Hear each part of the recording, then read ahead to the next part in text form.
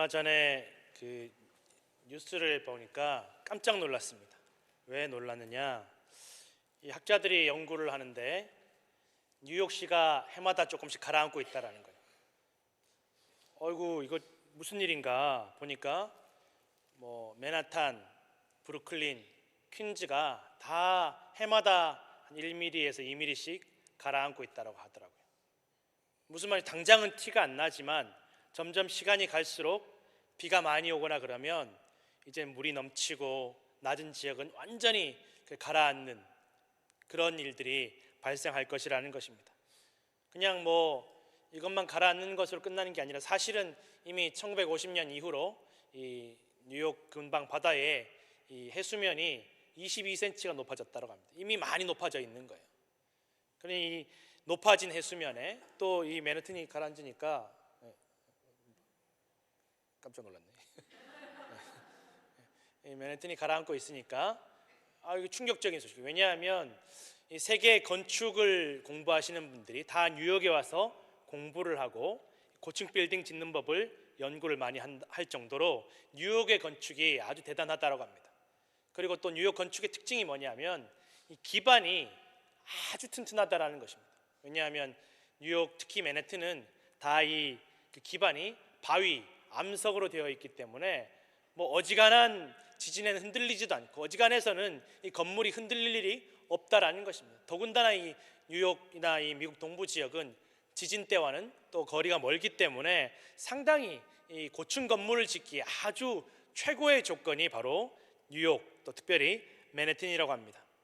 그 중에서 맨해튼 남부, 우리 미국의 상징, 또 뉴욕의 상징, 맨해튼 남부의 월스트리트가 있는 그곳이 다른 곳보다 무려 2배나 더 빠른 속도로 가라앉고 있다고 합니다. 다른 데는 1, 2mm 가라앉을 때 이 맨해튼의 월스트리트 쪽은 3, 4mm씩 해마다 가라앉고 있다는 것입니다. 어느 지역보다 단단한 그런 암석지대, 단단한 반석 위에 지은 건물, 맨해튼 지역. 이 지역에 있는 건물들을 마천루라고도 불렀습니다. 마천루의 뜻이 하늘을 찌르는 건물이란 뜻입니다. 하늘을 건드리는 건물, 하늘을 긁는 건물. 근데 이렇게 마천루 같은 건물들을 여러 채를 지을 수 있는 단단한 기반이 있는, 흔들리지 않는 기반이 있는 이 맨해튼의 이 땅이 왜 가라앉느냐, 학자들이 연구를 해보니까 가장 큰 이유 중에 하나가 바로 건물 무게 때문이라고 합니다. 무려 100만 채의 건물이 뉴욕시에 있는데 이 무게만 해도 7억 7천만 톤이라고 합니다. 잘 와닿지가 않는데 에펠탑 7만 개의 무게가 누르고 있다고 합니다. 제 아무리 바위일지라도, 제 아무리 튼튼하고 지진이 없는 지역이라도 이 엄청난 무게들이 누르니까 견딜 수가 없다는 것입니다. 그런데 뉴욕이 사실은 여러분도 아시다시피 건축하시는 분들 이야기를 들어보니까 그렇게 건축 이 조건, 안전 기준이 굉장히 까다로운 지역 중에 하나입니다. 그래서 건축을 하고 있는데 자꾸 이제 안전 기준이 더 강화가 되어서 건물을 하나 완성하는데 몇 년이 걸리는 그런 경우도 있고, 또 완성을 해도 안전 진단이 제대로 나오지 않아서, 합격을 하지 않아서 또 완성을 해도 들어가지 못하는 경우도 많이 있고, 또 그 건물에 입주를 해도 안전 진단이 해마다 계속 받아야 돼서 굉장히 깐깐하고 까다로운 지역이 바로 뉴욕이라고 합니다. 다들 건축하시는 분들이 얼마나 똑똑합니까? 그냥 한두 가지 고려해서 될 것이 아니라 이것도 고려하고 저것도 고려하고 수만 가지 일들을 다 고려해서 정말 안전하고 튼튼하게 지은 이 건물들. 건물은 안전하고 튼튼할지 모르지만 이 건물들이 모였을 때 발생하는 치명적인 이 재앙을 예측하기가 어렵고 통제하지 못한다라는 것입니다. 결국은 사람이 어떻게 해볼 수 없는 재앙을 사람이 스스로 불러왔다라는 것입니다. 기후변화도 마찬가지입니다. 많은 분들이 말하기를 이 기후변화는 사람이 불러온 재앙이라고 말들을 합니다. 사람의 인생도 마찬가지입니다.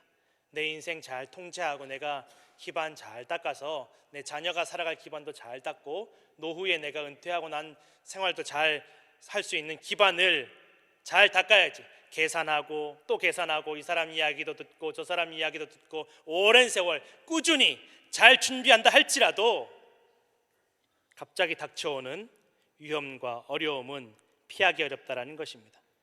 잘 피하고 돌다리도 두들겨보는 심정으로 잘 준비한다 할지라도 사람이 감당하지 못하는 어려움은 다가온다라는 것입니다. 내 인생 괜찮다고, 지금 당장 괜찮다고, 괜찮아 보인다고, 내 가족 지금 당장 괜찮아 보인다고 안심할 수가 없는 것이 사람 사는 세상이라는 것입니다. 어떤 한국의 30대 여성분이 자꾸만 그러니까 귀가 가렵고 간지럽고 또 조금 지나니까 고름이 나고 해서 병원을 갔습니다. 그랬더니 이 병원에서 말하기를 이 염증이 생겼으니까 약 지어줄 테니까 약 먹고 연고도 바르라고 그렇게 말했다라고 합니다. 그래서 약도 먹고 연고도 바르고 또 면봉으로 그 고름도 다 이렇게 좀 깨끗하게 긁어내고 잘 관리하는데 그때뿐이라는 거예요. 또 금세 또 염증이 더 심해지고 점점 이 귀 구멍이 좁아지면서 귀가 부어서 나중에 이 새끼손가락도 안 들어갈 지경이 되었다라는 것입니다. 그래서 다시 병원에 가서 아니 약도 먹고 내가 그 연고도 잘 바르고 깨끗하게 잘 관리했는데 왜 이렇게 귀가 점점 더 안 좋아지냐. 의사가 말하기를 제발 귀 좀 내버려 두라고 그럽니다. 귓밥도 파지 말고 염증도 긁어내지 말라는 것입니다. 왜 그런지 보니까 이분이 아예 성격 자체가 이 귀지가 있는 걸 견디지를 못하니까 계속 파내고 긁어내고 결국은 긁어서 붓으로 만들어서 이게 염증이 생기기 시작해서 또 연고를 바르고 또 약을 먹어도 계속 견디지 못하고 고름도 긁어내고 또 긁어내서 결국은 진짜 긁어서 붓으로 만들어서 염증이 퉁퉁 붓도록 되었다라는 것입니다.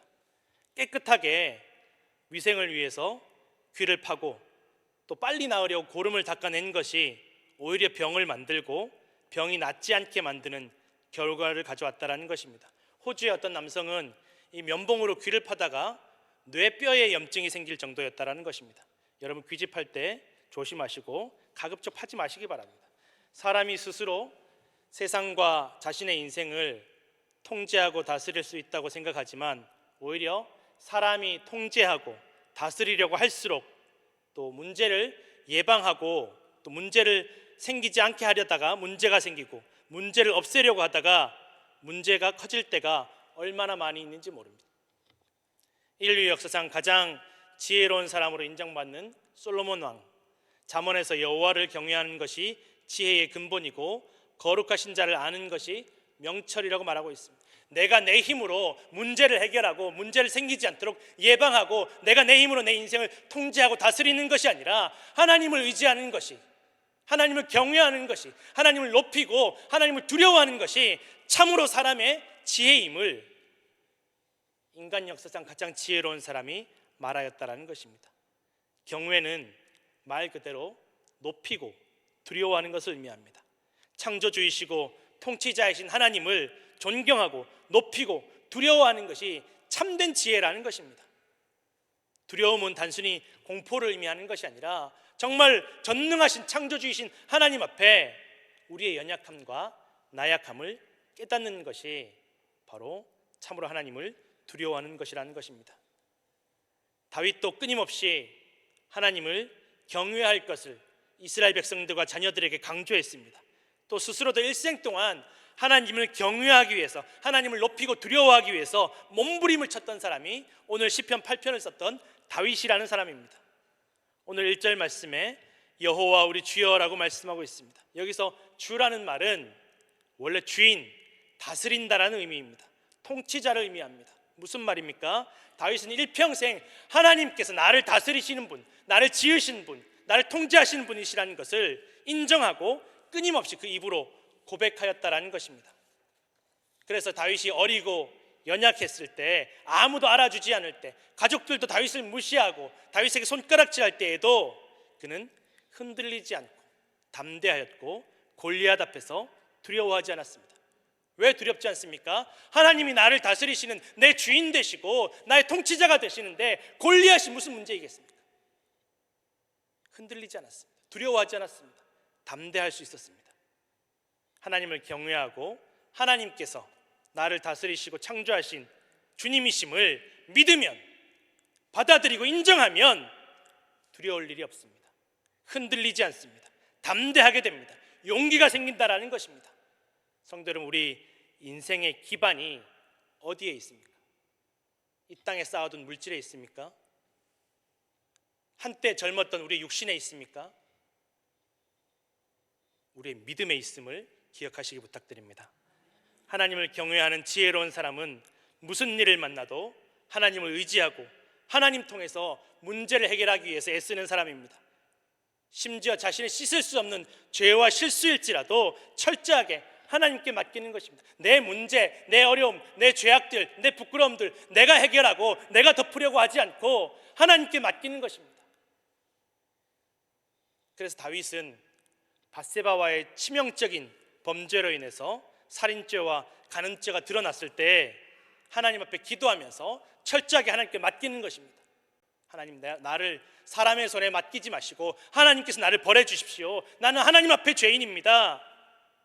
왕이었지만, 전쟁의 영웅이었지만 그가 스스로 그의 죄 앞에서 하나님의 처분을 기다리는 죄인으로 자기를 낮추었다라는 것입니다.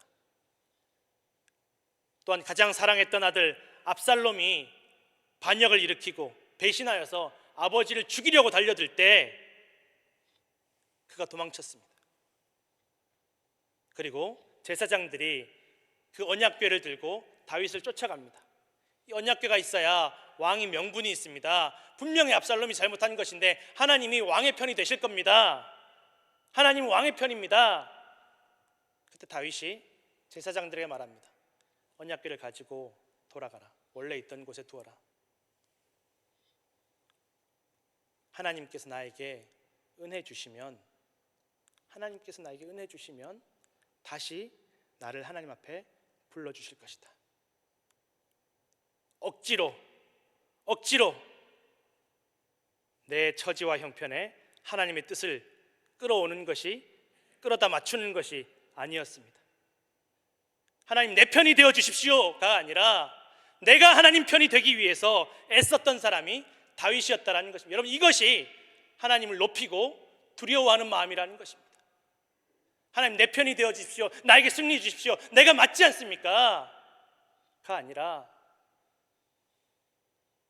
내가 하나님 편이 되게 해 주십시오. 교회 다니면서 신앙생활을 열심히 하다 보면 하나님의 뜻을 나에게 맞추려고 할 때가 있습니다. 이렇게 하는 것이 교회를 위하고 하나님을 위하는 길이라고 생각하고 기어이 내 생각과 방법을 관철시키려고 할 때가 있습니다. 그러나 하나님을 경외하는 지혜로운 성도는 먼저 하나님의 뜻을 구합니다. 다윗은 언약궤를 내 힘으로 여긴 것이 아니라 하나님 대하듯이 언약궤를 대했다라는 것입니다. 하나님께서 무엇을 기뻐하실지, 내가 어떻게 하면 하나님 앞에 낮아질 수 있을지, 어떻게 하면 하나님을 높일 수 있을지를 생각했다라는 것입니다. 그리고 내 뜻과 방법을 하나님께 맞추었다라는 것입니다. 여러분, 이것이 신앙생활의 본질입니다. 오늘 본문 말씀에 주의 이름이 온 땅에 어찌 그리 아름다운지요 주의 영광이 하늘을 덮었나이다 하는 말은 하나님께서 얼마나 영광스러우신지, 하나님의 영광이 온 땅과 하늘을 다 뒤덮고 하늘 위에 가장 높으신 것이 하나님의 영광임을 고백하고 선포하고 찬양하는 것입니다. 성도 여러분, 하나님을 경외하는 성도는, 하나님을 경외하는 지혜는 하나님을 높이는 데서부터 시작된다라는 것입니다. 끊임없이 우리의 입술로 해서 하나님을 인정하고 하나님을 높이는 말을 고백하고 선포하고 찬양해야만 합니다. 여러분, 오늘 우리의 입술에서 나오는 말들, 지난 한 주간, 지나온 세월 동안 우리의 입술에서 어떠한 말들이 나왔는지를 돌아보시기를 바랍니다. 하나님만이 우리의 창조주이십니다. 하나님, 나 도와주실 수 있습니다. 나 하나님 뜻대로 살 것입니다. 하나님을 높이고 두려워하며 하나님 앞에 겸손해지는 말을 하는 것, 지혜의 첫걸음인 줄로 믿으시기 바랍니다. 성도는 교회 안에서나 밖에서나 항상 하나님 높여야 합니다. 사람 높이면 안 됩니다. 나 높이면 안 됩니다. 사람의 공로를 높이면 안 됩니다. 끊임없이 하나님을 높이는 고백을 해야 될 줄로 믿으시기 바랍니다. 드러내어야 합니다. 생각만 하지 마십시오. 우리가 하나님을 높이면 하나님께서 우리를 높여주십니다. 스스로 높아지려고 하지 마십시오. 스스로 인정받으려고 하지 마십시오. 스스로 높아지려고 할수록 낮아질 것이고, 스스로 인정받으려고 할수록 무시당하는 것이 세상이고 진리입니다. 하나님을 높이고 하나님을 인정하면 하나님께서 높여주시고, 하나님께서 인정해 주시고, 하나님께서 인정받게 해주실 줄로 믿으시기 바랍니다. 2절에 보면 주의 대적이라는 말이 나옵니다. 주의 대적이라는 말은 하나님을 인정하지 않고 의도적으로 하나님을 대적하는 사람들을 의미합니다. 하나님 안 계셔, 하나님이 어디 있어, 하나님 나 도와주시지 않아, 의도적으로 그렇게 말하는 것입니다. 반대하는 것입니다. 마음속으로도 그렇게 생각, 하나님이 어디 있냐, 교회 다니는데 뭐하냐. 여러분, 하나님도 이렇게 대놓고 부인하고 부정하고 무시하고 멸시하는데 하나님의 피조물인 하나님의 백성들에게는 오죽하겠습니까? 그런 여러분 성도들은, 하나님의 백성들은 누군가 내 믿음을 조롱하고 무시하고 멸시해도 이상하게 생각하지 마십시오. 하나님도 무시하는 사람들이 사람 무시하지 않겠습니까? 그것 때문에 낙심하지 마십시오. 내 믿음이 사람들의 손가락질 받는다고 해서 여러분 실망하지 마십시오. 이상한 일이 아니라는 것입니다. 하나님을 섬기고 하나님을 인정하고 하나님께 순종하기 위해서 살아갈 때 분명하게 대적하는 사람들이 있다라는 것입니다. 공격하는 사람들이, 조롱하는 사람들이, 무시하는 사람들이 있다라는 것입니다. 그러나 하나님을 경외하는 성도들은 두려워하거나 낙심하지 않습니다. 하나님께서 어린아이들과 젖먹이의 입으로도 권능을 세우시는 것처럼 우리의 처지와 형편이 어떠할지라도, 약하고 무시당하고 소외받고 인정받지 못할지라도 하나님께 그 약함을 통해서 하나님께서 살아계시며 우리와 함께 하시고 우리를 지키시는 것을 다 드러내실 줄로 믿으시길 바랍니다. 고린도전서 1장 27절에서 29절 말씀 함께 읽겠습니다. 그러나 하나님께서 세상의 미련한 것들을 택하사 지혜 있는 자들을 부끄럽게 하려 하시고, 세상의 약한 것들을 택하사 강한 것들을 부끄럽게 하려 하시며, 하나님께서 세상의 천한 것들과 멸시받는 것들과 없는 것들을 택하사 있는 것들을 폐하려 하시나니, 이는 아무 육체도 하나님 앞에서 자랑하지 못하게 하려 하심이라. 아멘. 여러분, 우리가 하나님 안에 있으면, 하나님을 신뢰하면 우리의 연약함은 오히려 자랑이 될 줄로 믿으시기 바랍니다. 예수 그리스도 안에서 우리의 가난함과 비천함과 연약함과 눈물이 우리의 기쁨이 될 것이고 복이 될 것이고 강함이 될 줄로 믿으시기 바랍니다. 예수 그리스도 안에서 죽음도 영원한 생명으로 바뀌게 될 줄로 믿으시기 바랍니다. 이것이 복음입니다. 모든 천지 만물은 하나님의 창조물이며 하나님께서 다스리십니다. 이것을 인정해야 되고 이것을 믿어야 됩니다. 세상의 어떤 법칙도, 어떤 힘과 권력과 명예와 인기도 모든 것이 다 하나님 손안에 있다는 것입니다. 얼마 전에 한국에서 인공위성을 실은 로켓을 발사하는 뉴스를 보았습니다. 여러 번 실패했다고 합니다. 오랜 세월 준비했습니다. 그렇게 돈도 많이 들어갔다고 합니다. 쉽지 않은 일입니다. 그렇게 준비했는데 이 로켓이 이 지구를 벗어나는 일이 간단하지 않은 일입니다. 엄청난 힘이, 그 파괴하는 그 로켓에서 분사하는 그 힘이 어마어마한 힘이라는 것입니다.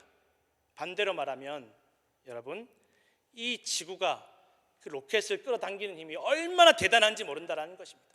그 벗어나려면 어마어마한 폭발력이 있어야 된다는 것입니다. 그 힘이, 벗어나기 위해서 엄청난 폭발력이 있어야 되는 그 힘이 오늘 저와 우리 모두를, 생물과 동식물들을 다 끌어당기고 있다는 것입니다. 여러분, 상식적으로 하면 이 연약한 육체, 이 연약한 사람들은 그냥 땅바닥에 찌그러져야 맞지 않겠습니까? 아무도 이 힘을 느끼지 못하는 거예요. 느끼지 못한다라고 해서 없는 것이 아니라는 것입니다. 여러분, 이 지구를 돌고 있는 그 엄청난 크기의 달도 지구가 끌어당기고 있기 때문에 빙글빙글 돌면서도 떨어져 나가지 않는다는 것이죠. 어마어마한 힘이 이 지구 위에, 지구를 살아가는 우리를 끌어당기고 있다는 것입니다. 그러나 찌그러지지 않습니다. 넘어지지 않습니다. 그 힘만 있습니까? 여러분 알지만 우리가 지구가 뱅글뱅글 돌죠. 엄청난 속도로 뱅글뱅글 돕니다. 그리고 또 지구가 자기 혼자 도는 것뿐만 아니라 태양 주위를 엄청난 속도로 돌아가고 있습니다. 여러분 상식적으로는 다 튕겨져 날아가야 됩니다.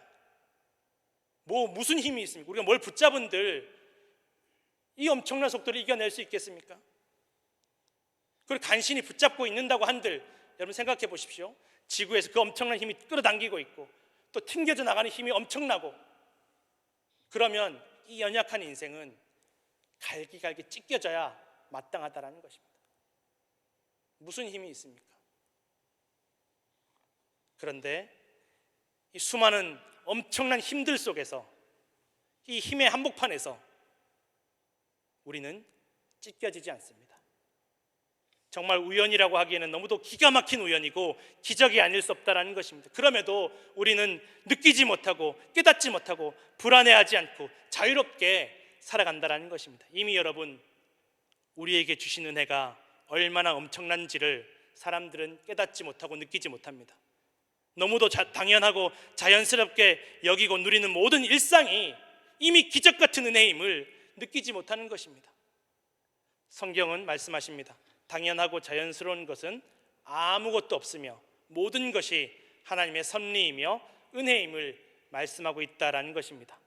성경은 분명하게 말씀하고 있습니다. 해와 달과 별과 모든 천지 만물을 하나님께서 창조하셨고 다스리시며 하나님의 은혜가 천지 만물과 우리 인생 가운데 가장 연약하고 보잘것없고 자격이 없는 사람들에게 임하고 계신다라는 것입니다. 가장 보잘것없고 자격 없는 사람에게, 흙으로 티끌로 지어진 사람에게 이 땅 위의 생물을 다스리도록 하셨음을 성경은 말씀하고 있습니다. 얼마나 어마어마한 기적이고 은혜인지 모릅니다. 그럼에도 사람들은 깨닫지 못하고 너무나 당연하게 여기면서 살아가는 것입니다. 오늘날 과학기술이 얼마나 많이 발달했는지 사람이 더 편해지고 있습니다. 더 좋아지고 있습니다. 그래서 인공지능도 개발을 해서 너무너무 편리합니다. 이 인공지능에 이렇게 넣으면 대학교 숙제도 다 해주고 논문도 다 써주고 심지어는 작곡도 하고 작사도 하고 시도 쓴다고 합니다. 설교도 써준다고 합니다. 저는 그렇지 않았습니다, 여러분. 제가 씁니다. 어쨌든 인공지능이 발달하며 사람이 얼마나 편해졌는지 모릅니다. 그런데 편해지는 만큼 일자리는 점점 줄어든다고 합니다. 사람이 설 자리가 없습니다. 할 것이 없습니다. 점점 사람은 걸리적거리는 존재가 되어갑니다. 사람이 스스로 더 편해지려고 할수록 사람은 점점 더 스스로 설 자리를 잃어가게 됩니다. 신앙생활도 더 편하게 하려고 할수록 하나님 앞에 설 자리를 잃어가는 것입니다. 어렵고 힘들어도 어떻게든 예배의 자리, 기도의 자리, 섬김의 자리를 지키기 위해서 애쓰면 하나님 앞에 우리가 설 자리를 빼앗기지 않습니다. 얼마 전 미군에서 또 인공지능 가지고 실험을 했습니다. 이 인공지능이 조종하는 이 전투기, 무인 전투기를 적의 미사일 기지를 파괴하는 임무를 수행하는 그런 가상의, 실제 전투가 아니라 가상의 전투를 시켜봤는데, 어쨌든 인공지능이 아무리 대단하다 할지라도 마지막 최종 결정은 사람이 하도록, 사람에게 허락을 받고 공격을 하도록 그렇게 프로그램에서 명령을 했다라는 것입니다. 그런데 자꾸만 이제 그렇게 실험을 하다 보니까 어떨 때는 사람이 오케이 공격해라, 또 어떨 때는 사람이 스탑 공격하지 마라 이렇게 하니까 갑자기 인공지능이 이 마지막 최종 결정하는 사람을 공격하더라는 것입니다. 왜 그런지 보니까 내가 임무 수행하는데 저 사람이 걸리적거린다라는 거예요. 이런 시대가 왔습니다, 여러분. 임무에 방해가 되니까 나한테 명령하는 저 사람 없애야 되겠다라는 거예요. 이 목표가 중요하니까 눈앞의 목표에만 집착해서 우리에게 복 주시고 말씀하시고 은혜 주시는 하나님 말씀을 외면하면 사람은 하나님의 적이 될 수밖에 없습니다. 눈앞의 목표보다 중요한 것, 아무리 하나님께서 맡겨주신 사명이라 할지라도 하나님의 말씀에 순종하는 것 이상으로 더 중요한 것은 없다라는 것입니다. 말씀 듣지 않으면, 뜻을 헤아리지 않으면, 그 뜻대로 살아가지 않으면 다 소용없고 허무하며 하나님의 적이 되는 길이라는 것입니다. 성도 여러분, 오늘도 예배를 통해서, 기도를 통해서 우리가 하나님의 피조물임을 기억하시고 우리를 통치하시고 복 주시는 분이 하나님이심을 믿고 하나님을 경외하시는 성도들 되시기를 간절히 축원합니다. 기도하겠습니다.